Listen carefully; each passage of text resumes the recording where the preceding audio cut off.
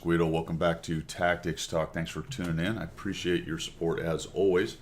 On this episode, we have Porani back, and he's driving his T28 prototype, which is a turreted American Tier 8 TD with pretty good frontal armor and a really nice gun. As a matter of fact, this is essentially a heavy tank and should be played that way. Armor in the front's good. The side armor is not great. It's an indifferent side scraper at best. But the front armor can be quite troll, a little bit of angle. He's bottom tier though, so we're going to talk about a couple things here. We're going to look at Erlenberg fighting in the middle, which I don't do much, so I'm glad to feature this video to show how you do that. It is a viable way to play this map right now. So he goes up to the middle, Porani, and he takes up position on this hold down spot. A good idea, covering up what is actually a relatively thin lower plate on the prototype. At tier, its front armor is pretty good. Obviously, the larger guns on tier 9s and 10s will probably not have too much trouble with it. The turret's okay, but the cheeks are fairly weak. The sides of the turret easily pinned. So there's a 268 version 4 on his team that goes absolutely nuts and just basically pushes into the enemy. Looks like Porani sees this and is moving up to see if he can support. That's pretty typical of 268 version 4s. They just, because they're so overpowered, they just drive in and start playing whack-a-mole. I'm not sure if this is before or after the 268 version 4 nerf, but that hasn't really changed how the thing is played. It just drives up and starts getting in people's faces. It's still extremely strong.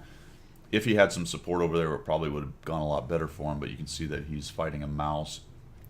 T26E5, I think a Lorraine shows up, and there's a 257 over there as well. Yep, there's the Lorraine showing up. Barney has a IS-3 and a GF in front of him, but he actually pushes forward a little bit. There's a 103 behind him, keeping them from coming around the corner, so Porani just comes up in here.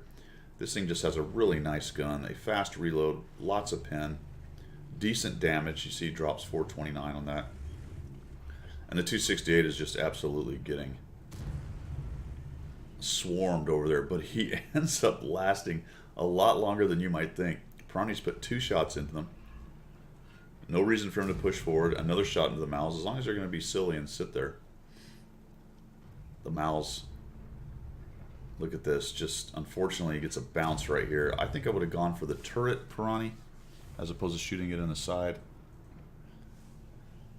But just a little bit of a low roll on the pin, and down goes the 268 version 4. The 257's backing out. He gets hit and tracked. Unfortunately, his turret is around enough that he's going to be able to put a shot into Porani. Kills his loader. I think I would have gone for that back sprocket just to keep him tracked there. So whether he fixed that or actually repaired because your last shot there didn't track him, I don't know. But I definitely would have gone for that back sprocket. Try to at least keep him tracked. Right up into the lower plate, and this guy's just charging, trying to get a piece of Porani before he dies. Plus he knows he's being pushed from the other side. Nice job moving back and forth and making that bounce. Just giving him a poor opportunity to aim. And down goes the 257. Oh, look at that. We've farmed 2,580 in the middle of the map, doing a pretty nice job there. The 103 keeps that guy from coming around. If the GF had any sense at all, he'd have just come around and started shooting you with the IS-3. But of course, pubs generally don't have that much sense. Now we're kind of messing around here. Looks like we're trying to bait the GF to get a shot into the track and then come around and be able to take a shot into the GF. I'm going to show you something here that is a skill you need to have. Porani's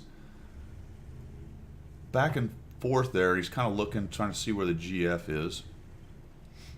I think the 103 is doing the spotting as he pokes around. Backs up a little bit. There goes the 103.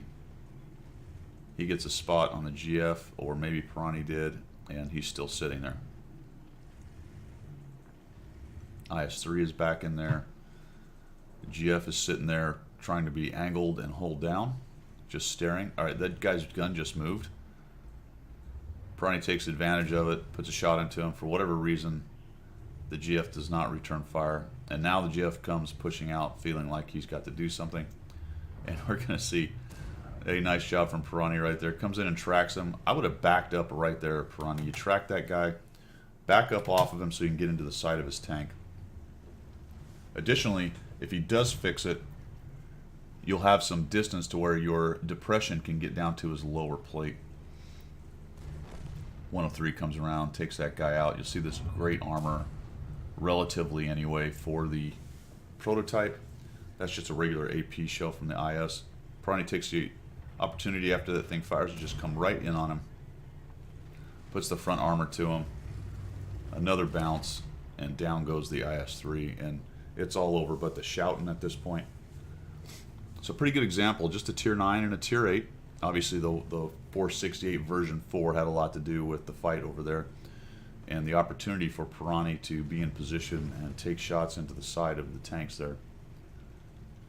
But he took advantage of it, got himself into a spot where he can get shots, and just started wrecking face over there in the middle. And I don't think he gets any more damage in here. No, that Patton's going to die to all those guys right there.